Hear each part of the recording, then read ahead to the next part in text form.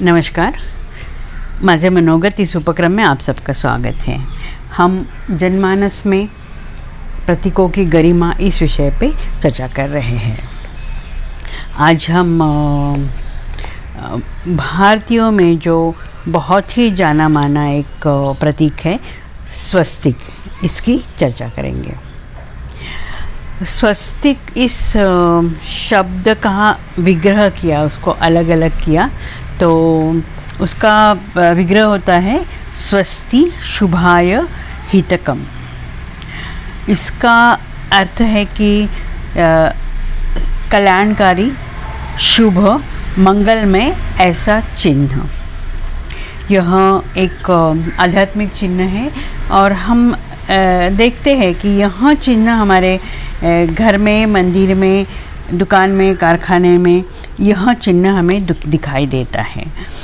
काफ़ी सारे हमारा या तो पूजा हो या कोई भी मंगल कार्य हो, शादी हो, किसी चीज़ का उद्घाटन हो, तो हम लोग ये स्वस्तिक इसको निकाल के उसको उस चिन्ह को निकाल के ही हम उस मंगलमय प्रसंग का शुरुआत करते हैं। अभी जो स्वस्तिक का जो आकार है, हम कहते हैं कि स्वस्तिक का आकार एक हमारा जो प्लस का चिन्ह है वैसे होता है। एडिशन का जो चिन्ह है वो है और उसके 4 भाग बनते हैं। वो उसका जो बिंदु है वो उसको ऊपर एक, नीचे एक, अपने दाहिने बाजू में एक और बाएं बाजू में एक, इस तरह से उसको प्लस का चिन्ह बनता है। और जो ऊपर का चिन्ह है उसको एग्जैक्ट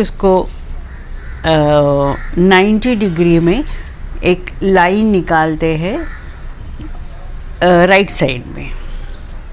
तो वो जो है वो स्वस्तिक का पहला हस्त उसको कहेंगे, एक हस्त है।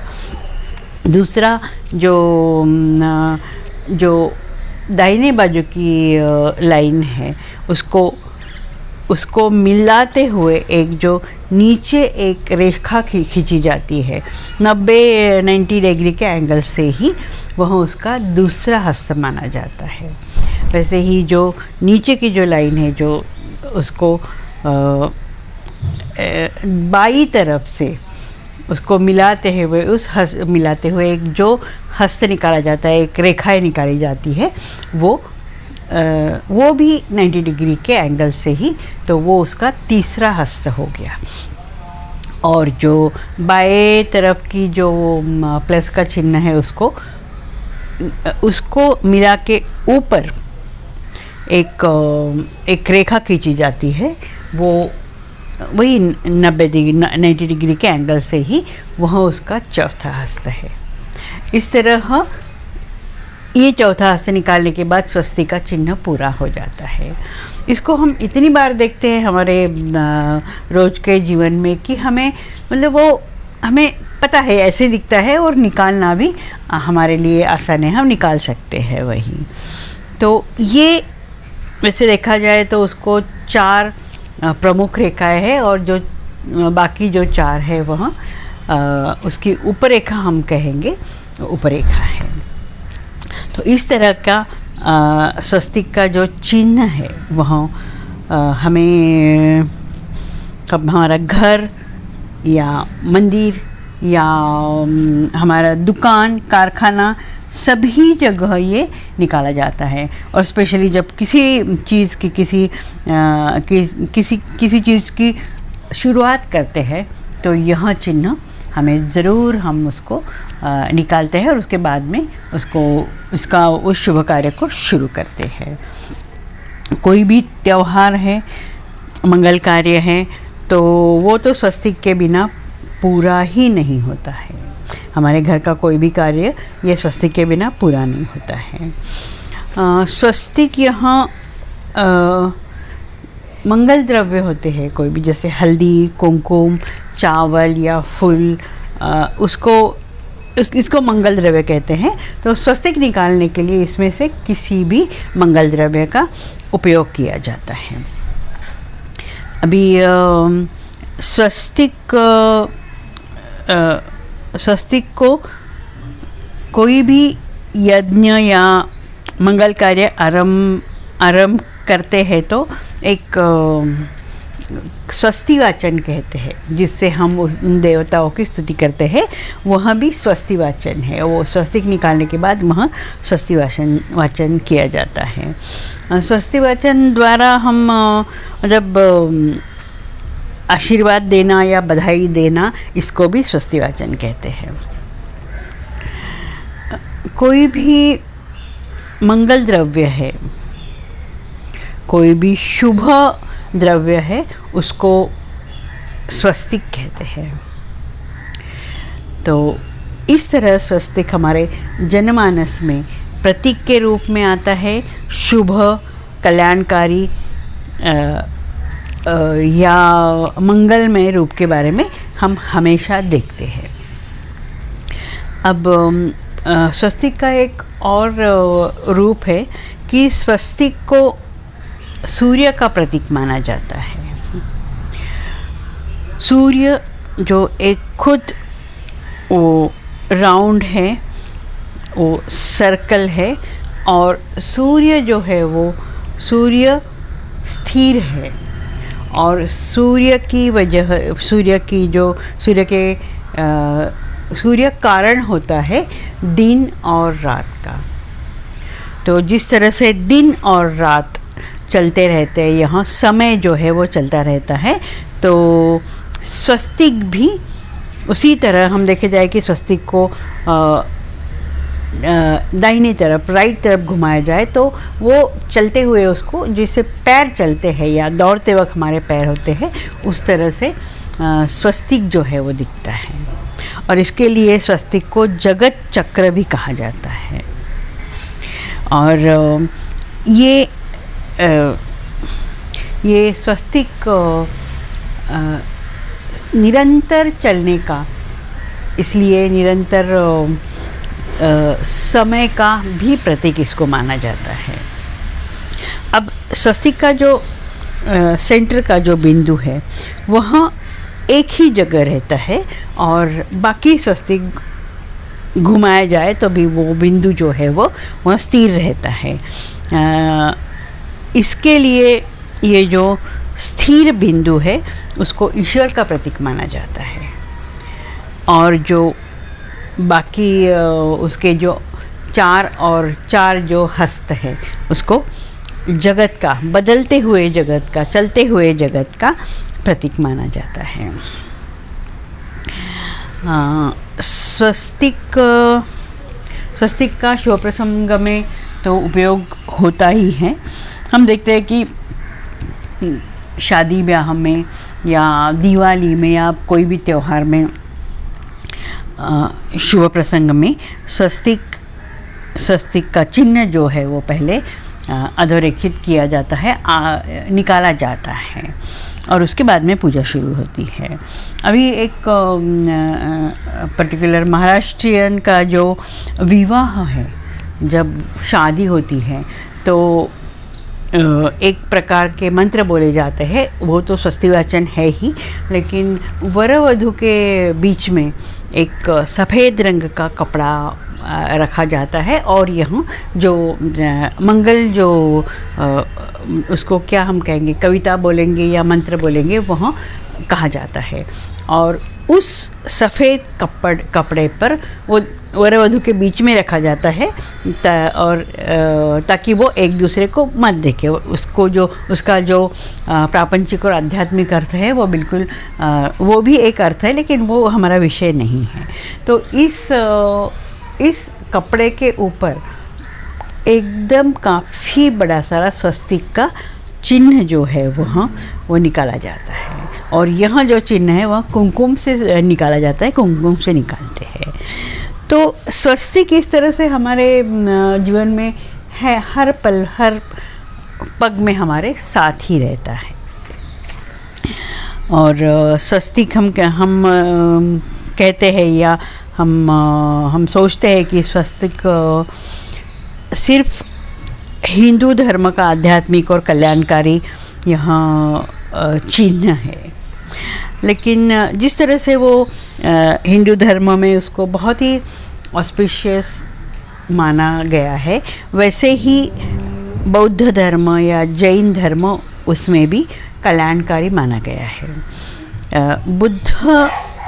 बुद्ध धर्म में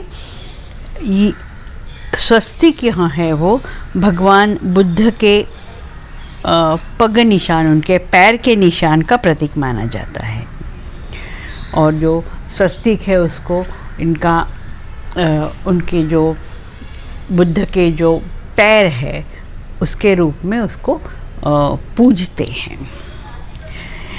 जैन धर्म के जो 24 तीर्थंकर है उसमें से 7वें तीर्थंकर का स्वस्तिक को प्रतीक मानते हैं, और उसको जब भी 7वें तीर्थंकर का उल्लेख आता है तो ये स्वस्तिक का उल्लेख ज़रूर आता है।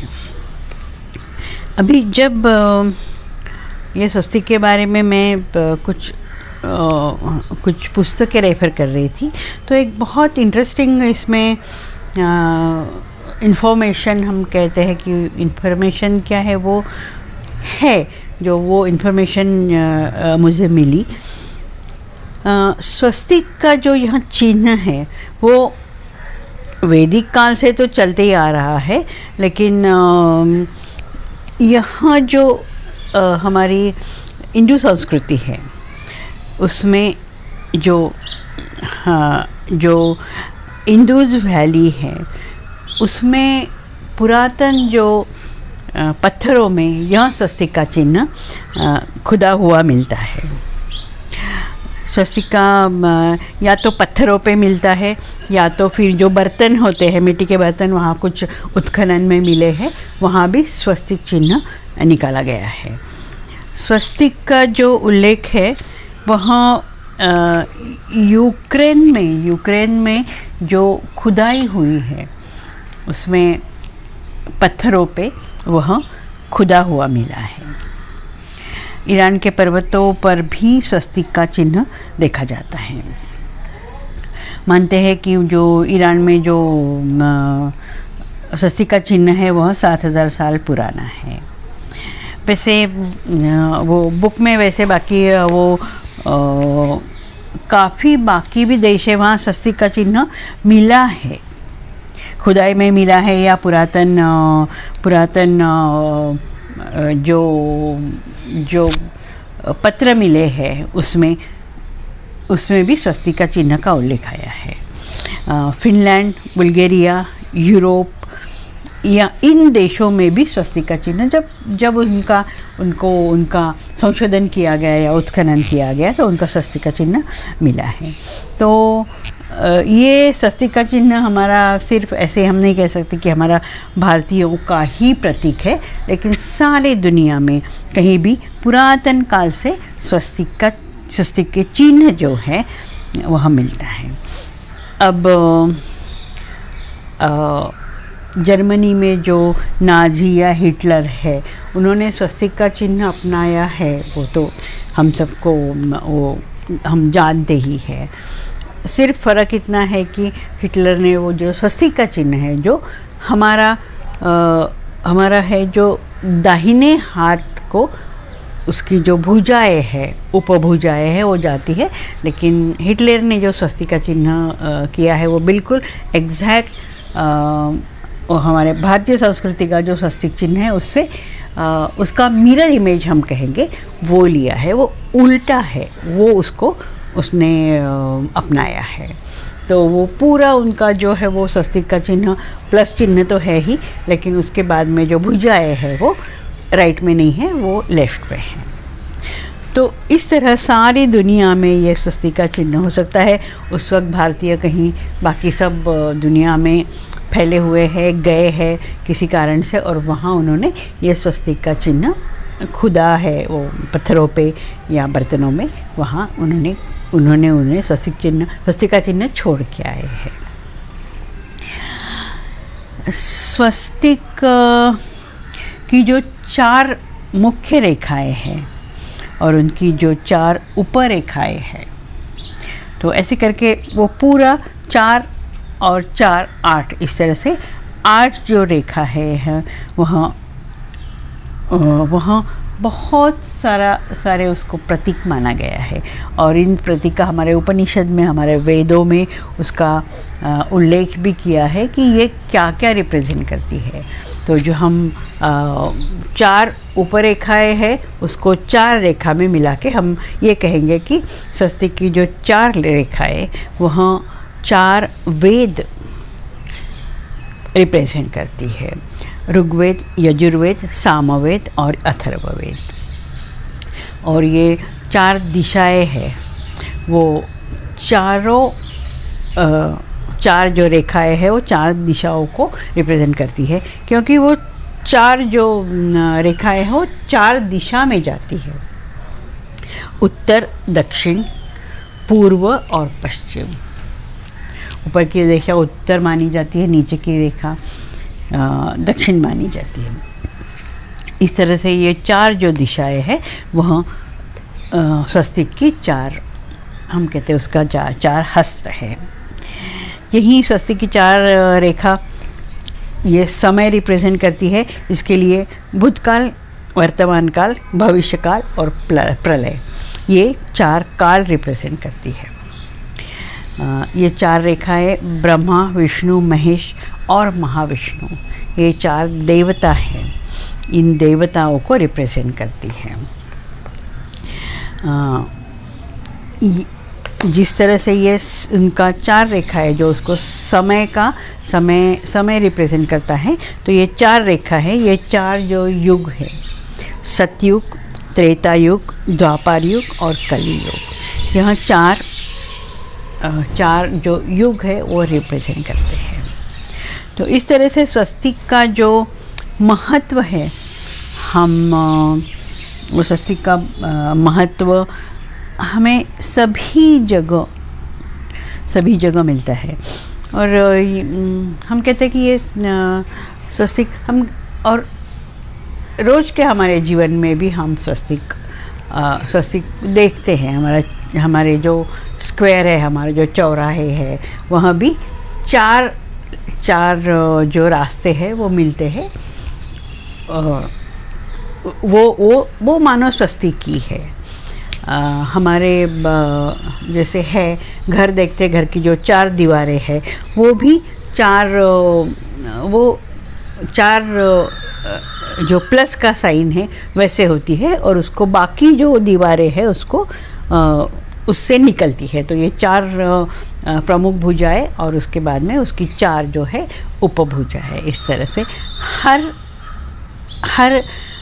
पग पे, हर हमारे क्षण हमें इसका स्वस्तिक दिखाई देता है।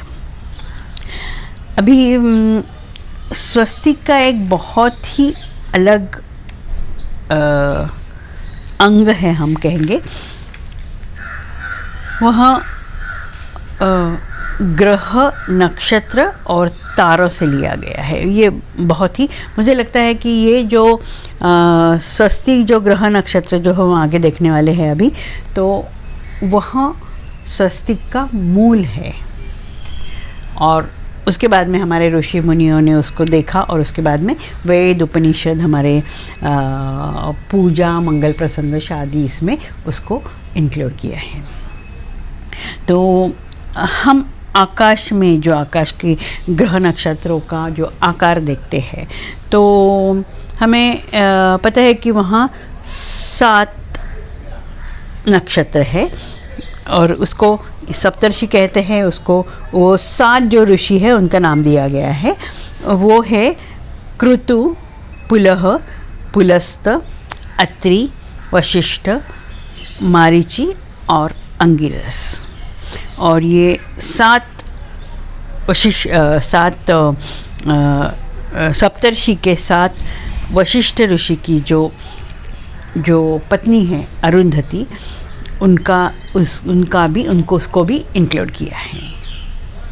अभी ये जो सप्तर्षि है जो नक्षत्रों के रूप में है, उसको देखा जाए तो उसको उसकी जो आकाश में जो पोजीशन है वो उसको पॉइंट किया जाए। ये पुलह और क्रतु इन दोनों बिंदु को जोड़ के एक काल्पनिक रेखा निकाली जाए तो वहाँ एक जो पॉइंट होता है जिसको ध्रुव कहते हैं, जो कि स्थिर है, वह हम देखते हैं।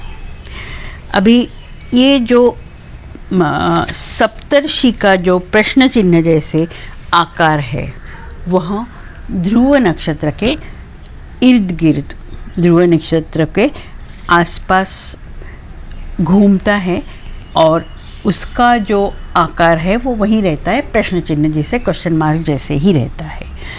यहाँ सप्तर्षि साल में, पूरे साल में जो ऋतु है, पूरा साल का जो समय है, वसंत ऋतु है, शिशिर है, शरद है, ग्रीष्म है, इन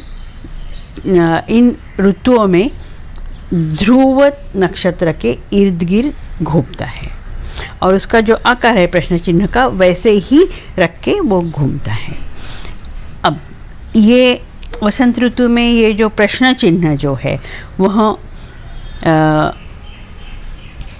ऐसे दिखता है जैसे पीठ के बल पर सोए हुई जो आकृति जैसे दिखता है।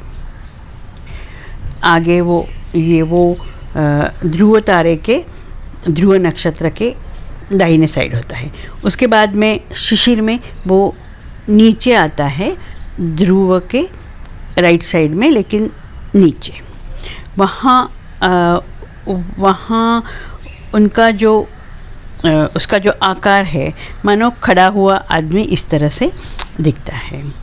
उसके बाद में शरद ऋतु में वो पूरा का पूरा ये आकृति ध्रुव नक्षत्र के लेफ्ट साइड में आती है, नीचे की साइड में, और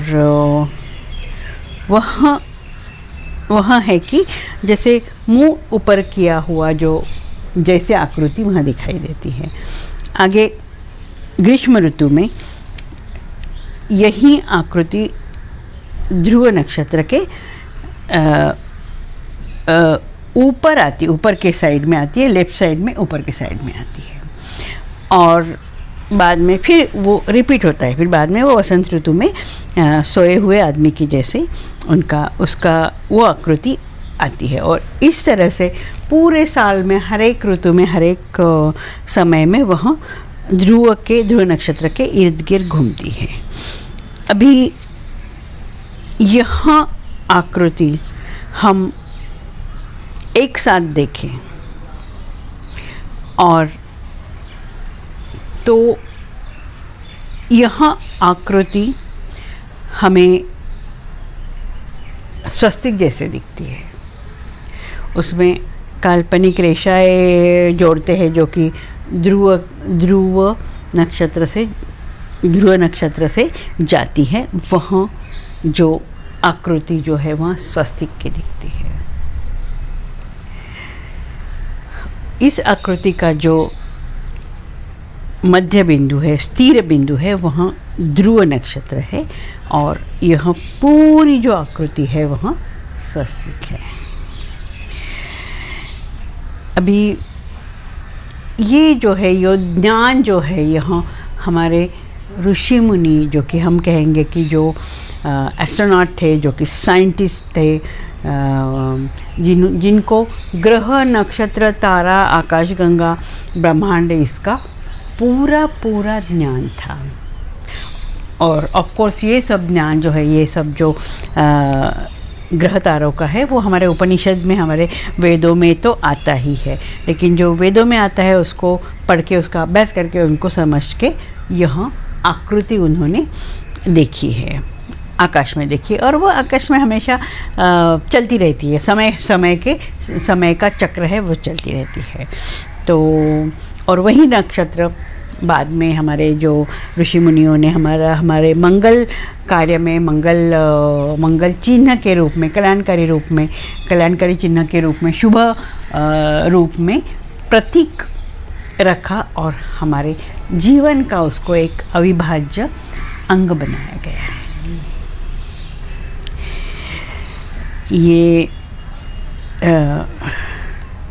ये जो स्वस्तिक है वह हमें ये कहता है कि जो उसका मध्य बिंदु है वह स्थिर है, उस तरह से हमें और उस ऑफ कोर्स वो ईश्वर का प्रतीक है, तो हमें स्थिर रहना चाहिए, ईश्वर के साथ रहना चाहिए।